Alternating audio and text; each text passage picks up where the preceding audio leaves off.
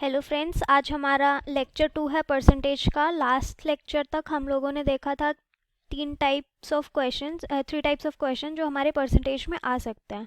अब हम लोग इस लेक्चर में करेंगे टाइप नंबर 4।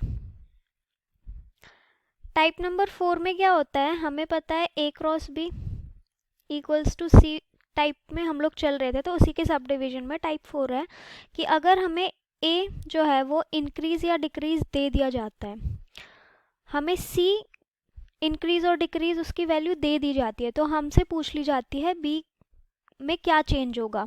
ठीक है, इसको सेटिस्फाई करने के लिए तो हम लोग फॉर एग्जांपल एक क्वेश्चन ले लेते हैं। यहाँ पे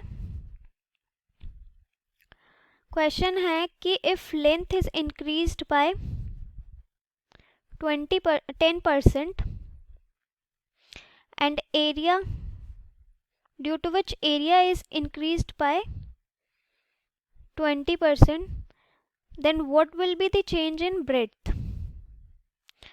ठीक है, हमें दे दिया गया है कि लेंथ हमारी 10% इंक्रीज कर दी गई है, एरिया 20% इंक्रीज कर दिया गया है, तो ब्रेड्थ में क्या चेंज आएगा।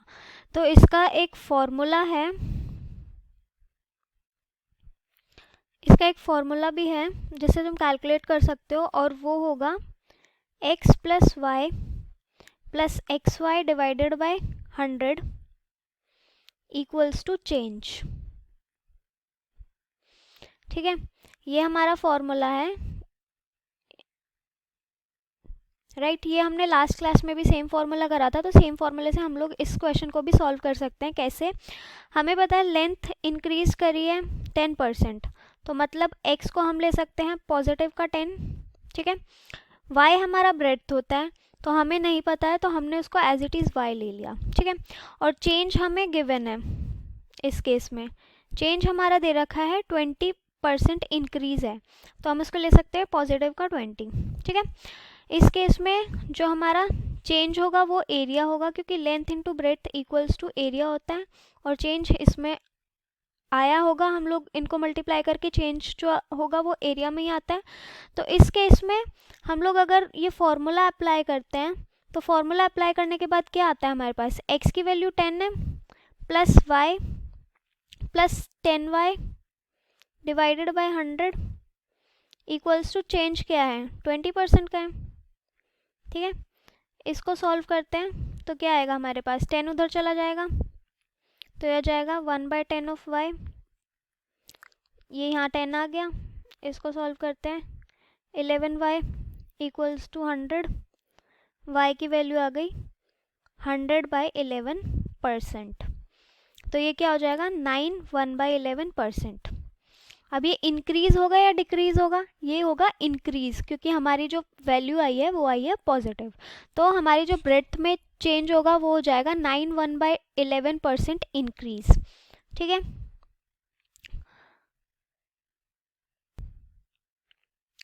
ये हो गया हमारा वे 1।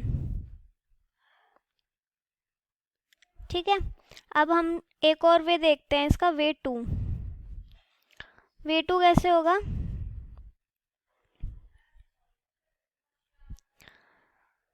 हम लोगों को पता है लेंथ इंटू ब्रेड्थ होता है एरिया। इस केस में हमारी लेंथ हम लोग एज्यूम कर लेते हैं 100 है, और ब्रेड्थ हमने इनिशियली 1 एज्यूम कर लिया, तो हमारा एरिया क्या हो जाएगा 100 हो जाएगा, ये हमने इनिशियली एज्यूम करा है। ठीक है, उसके बाद उसने बोला है कि लेंथ में 10% इंक्रीज होता है, तो हमारी लेंथ 10% इंक्रीज होकर 110 हो गई। अब हमें b की वैल्यू बतानी है कितना परसेंट इंक्रीज होगा, और एरिया में 20% इंक्रीज आया, मतलब कि 120 हो गया है। ठीक है, ये हमारा फाइनल आया है। तो अब हम लोग को बताना है कि b में कितना चेंज आया होगा कि हमारा एरिया 120 हो जाए और लेंथ में भी हमारा 110 हो गई। तो ये जो वैल्यू होगी वो कितनी होगी, यही होगी ना, 12/11 हमारी ये होगी। हमें पता है इनिशियली जो हमारी वैल्यू है ब्रेड्थ की वो है हमारे पास 1। ठीक है, और जो फाइनल ब्रेड्थ की वैल्यू आई है वो आई है 12/11, तो आप देख सकते हो ये कुछ 1 पॉइंट समथिंग आएगी, और ये 1 है, तो ग्रेटर इज फाइनल। तो इससे हमें पता चल गया कि ब्रेड्थ में जो है वो इंक्रीज ही होना है। Breadth will increase. ठीक है, अब हमारा इसको सॉल्व करते हैं। हमारा परसेंटेज चेंज क्या आएगा? परसेंटेज चेंज हमेशा इनिशियल वैल्यू पे कैलकुलेट होता है, तो ये हो जाएगा 12/11 माइनस 1 डिवाइडेड बाय 1 इंटू 100, तो ये हो गया 1/11 इंटू 100, तो ये हो गया 9 1/11% इंक्रीज। तो हमारी जो ब्रेथ होगी वो 9 1/11% इंक्रीज हो जाएगी। ठीक है, अब हम लोग आते हैं टाइप नंबर 5 पर। टाइप नंबर 5 में क्या होगा? हमें मिक्सचर के टाइप में क्वेश्चन दे दिए जाएंगे, परसेंटेज और मिक्सचर एडिशन, मतलब दोनों कंबाइन में। ठीक है, तो इसमें क्या होगा? जैसे तुम्हारे पास क्वेश्चन हुआ 90 kg sugar, 90 kg sugar solution contains 20% sugar. How much sugar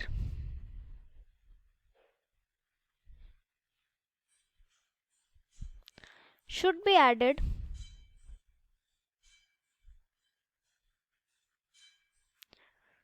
so that water becomes 60% in the new solution?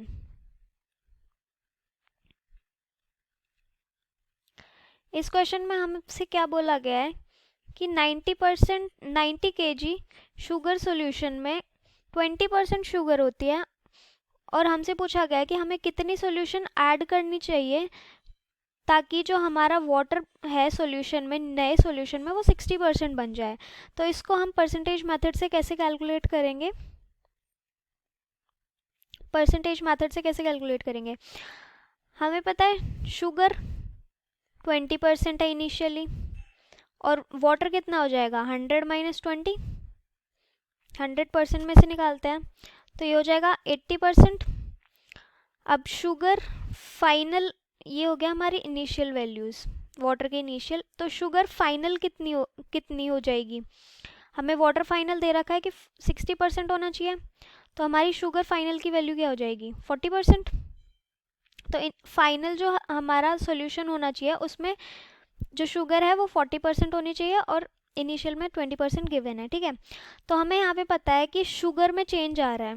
ठीक है, शुगर हमने ऐड करनी है, तो इसमें कांस्टेंट क्या हो जाएगा?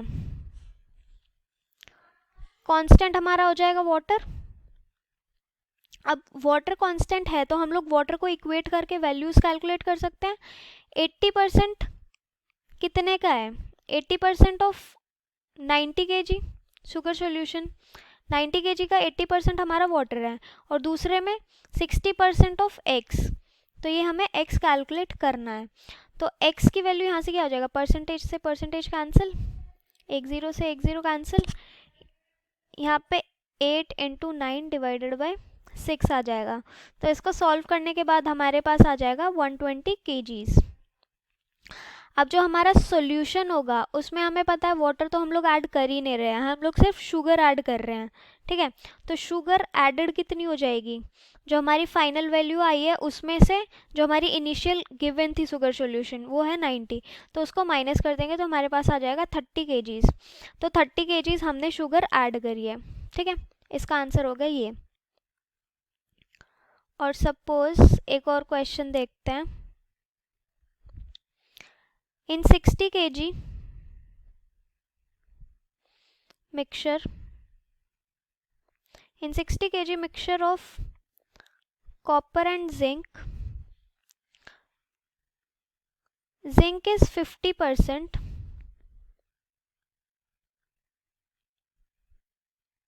how much copper must be removed so that zinc becomes 60% in the new mixture?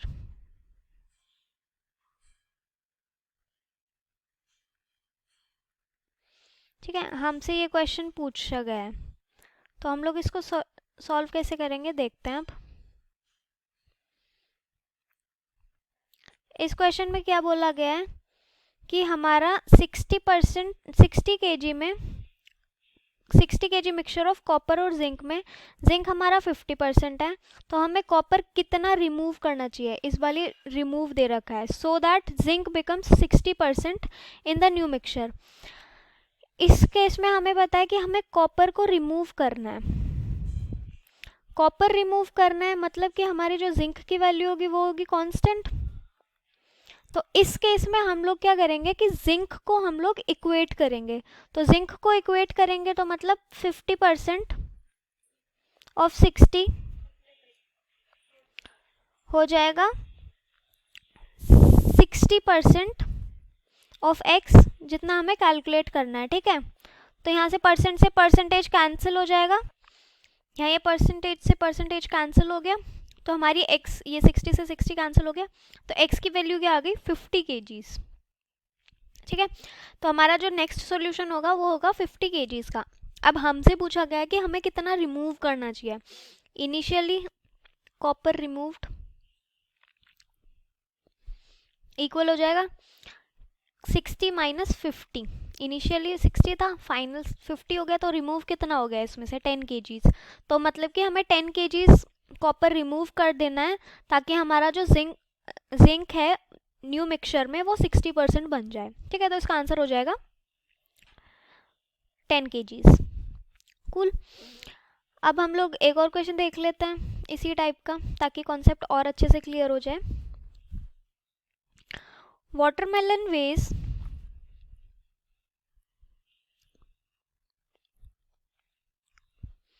20 kg and has 90% water. After 4 days, some water vaporizes and it is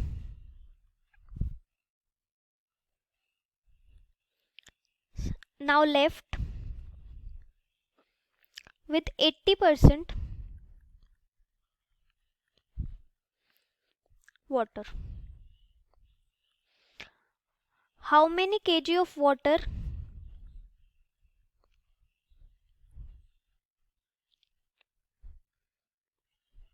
vaporized? इस क्वेश्चन में हमें क्या बोला गया है कि हमें बेसिकली बोला है कि वाटरमेलन का जो वेट है वो इनिशियली 20 kg है। ठीक है, उसमें से 90% वाटर है, और 4 दिन के बाद क्या हुआ कि उसमें से जो पानी है वो 80% रह गया। तो उसने पूछा कि हमारा कितना पानी वेपराइज हो गया। अब ये जो 4 डेज दे रखा है ना, ये क्वेश्चन में ऐसे ही बस घुमाने के लिए दे रखा है। 4 डेज का कोई मतलब नहीं है इस क्वेश्चन को सॉल्व करने में, सिर्फ हमें फोकस करना है कि इनिशियली वेट क्या था, कितना वाटर था, और फाइनली कितना वाटर चाहिए। तो इस केस में क्या होगा, यहाँ पे हमारा वाटर में चेंज आ रहा है, जो वाटर परसेंटेज है उसमें चेंज आ रहा है, तो हमारा जो कांस्टेंट हो जाएगा वो जाएगा उसका पल्प। वाटरमेलन का जो पल्प होगा वो हमारा कांस्टेंट होगा। तो हमें इस केस में क्या करना है, हमें इस केस में वाटरमेलन के जो पल्प है उसको इक्वेट करना है। तो इस केस में हमें पता है 90% वाटर था फर्स्ट केस में, वाटर इनिशियल, और पल्प इनिशियल था 10%, वाटर फाइनल है हमारे पास 80%, और जो पल्प फाइनल है वो है हमारे हमें वो हम लोग कैलकुलेट कर लेंगे। ठीक है, पल्प कैलकुलेट किया, इसमें से हो ही जाएगा 100 माइनस 80, तो ये हो गया 20%। ठीक है, 20% पल्प हमारा फाइनली है। तो अब हम लोग क्या करेंगे, पल्प को इक्वेट करेंगे। कैसे करेंगे,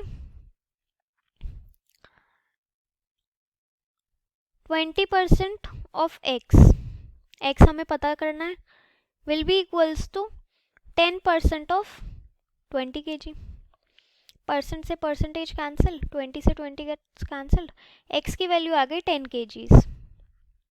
ठीक है, ये तो हमारी वैल्यू आ गई कि हमारा कितना वेट हो गया फाइनली उसका, वाटरमेलन का 10 kgs वेट हो गया।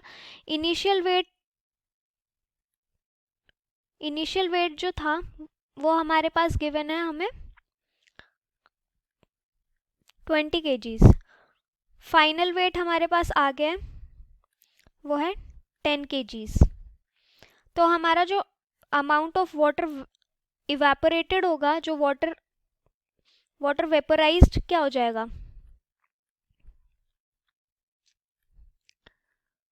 Wait final, weight initial minus weight final, तो क्या हो जाएगा ये 20 माइनस 10, तो ये हो गया 10 kgs will be your answer. 10 kg water evaporate हो गया। ठीक है, तो आज हम लोग सिर्फ इतना ही करेंगे। Thank you. अगर आपको ये वीडियो अच्छी लगे तो लाइक करें, सब्सक्राइब करें और शेयर करें। थैंक्स।